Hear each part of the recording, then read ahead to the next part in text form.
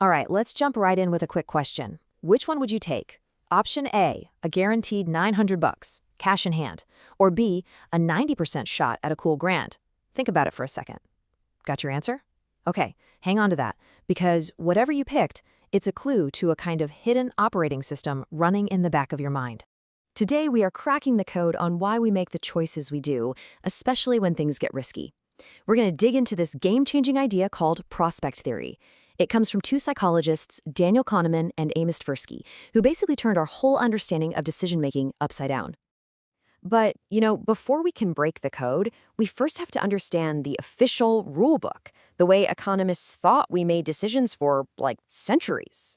So this old rule book is called expected utility theory. It's a fancy name, but the idea is simple. It says we're supposed to be totally logical. When you see that first problem, you're supposed to do the math, right? A 90% chance of $1,000 has an expected value of $900. Option A is also worth $900, so logically, you should be totally indifferent. It shouldn't matter which one you pick. Yeah, according to this theory, we're all just these walking calculators, just coolly running the numbers and always picking the most logical option. But let's be real. If you're like most people, you had a strong gut feeling pulling you one way or the other. And that, right there, is where the old rules just start to fall apart. And this is where we find a serious glitch in the matrix of human logic. Kahneman and Tversky started giving people these simple choices that totally exposed just how predictably irrational we all are. Okay, let's try another one. Forget the math for a second, just go with your gut. What's your immediate pick here? An 80% shot at $4,000 or a guaranteed $3,000? And bam, the results? A huge 80% of people chose the guaranteed win. Even though the gamble actually has a higher expected value, we overwhelmingly prefer to just lock in a sure gain. We don't want to risk it. All right, now check out this new choice. It's similar, but the probabilities are way lower now. What's your instinct telling you this time? And here is the glitch. The preferences completely flip. Now a solid 65% of people go for the bigger gamble. All of a sudden, that long shot seems way more appealing. So what in the world is going on here? That logical calculator model is clearly busted. We aren't just running the numbers. Our actual feelings about risk itself completely changed from one problem to the next. This means we need a whole new set of rules to figure out how we actually make choices. And that brings us to the first part of the secret code that Kahneman and Tversky found. And it all starts with how we frame the situation in our own head. Here's the absolute key. We don't think about our total net worth when we make a decision. We couldn't care less. All we care about is the change from where we are right now, our reference point. Are we about to gain something or are we about to lose something? That is the only question that matters to our brain. And this graph right here, this is the master key. It shows exactly how we feel about those gains and losses. Notice two things. First, look how much steeper the curve is on the left side in the loss zone. That's called loss aversion. The pain of losing something stings about twice as much as the pleasure of gaining the exact same thing. So this leads to what they called the reflection effect. It's wild. When we're thinking about gains, we play it safe. We become risk-averse. We want to protect that potential win.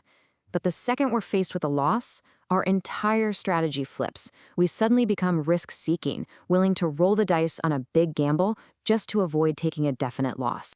I mean, the authors put it perfectly themselves. Our appetite for risk isn't some fixed trait. Nope, it's a mirror image of itself, and it all depends on whether we're looking at a win or a loss. But that's not the whole story. Our feelings about gains and losses are only half of it. The second part of this secret code is about how we are just terrible at judging the odds themselves. You know that internal calculator we're supposed to have? Well, it's totally busted. We don't see a 1% chance as a 1% chance. We see it through this emotional lens that completely warps its actual value. This graph shows you exactly how twisted our perception gets. Down at the low end, for small probabilities, we dramatically overweight them. That 1 in a million shot just feels more possible than it really is. But then you go to the high end and we underweight near certainties. A 99% chance doesn't feel like a sure thing. It still feels like there's a real risk. And this distortion, it explains so much about our weird behaviors. It creates the lottery effect. That's why we buy lottery tickets for a tiny chance at a massive prize. And it also creates the certainty effect. That drop from 100% sure thing to even 99% feels like a huge psychological blow. which is exactly why we grabbed the guaranteed 3,000 bucks in that first problem. Okay, so we've pulled back the curtain, we've seen the hidden code running in the background. So what's the big takeaway? How can we actually use this knowledge to level up in our own lives and start making smarter choices? Well, it actually comes down to a few simple steps. First, when you're facing a tough decision, just stop and ask yourself, what's my reference point? Am I thinking about this as a potential gain, or am I trying to avoid a loss? Just knowing that is half the battle. Second, try to reframe the choice. Is paying for a new skill a loss of money or a gain in your future potential? And finally, question that feeling of certainty. Is that safe, comfortable choice really the best one, or is it holding you back from a much smarter risk?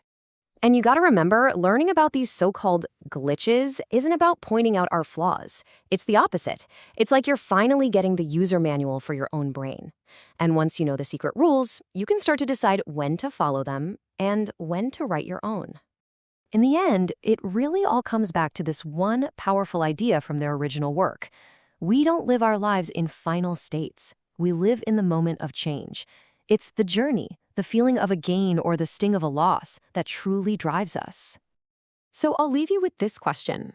Now that you have a peek at the code that's been running your decisions this whole time, what choice in your life, what risk that you've been avoiding, are you ready to look at in a completely new light?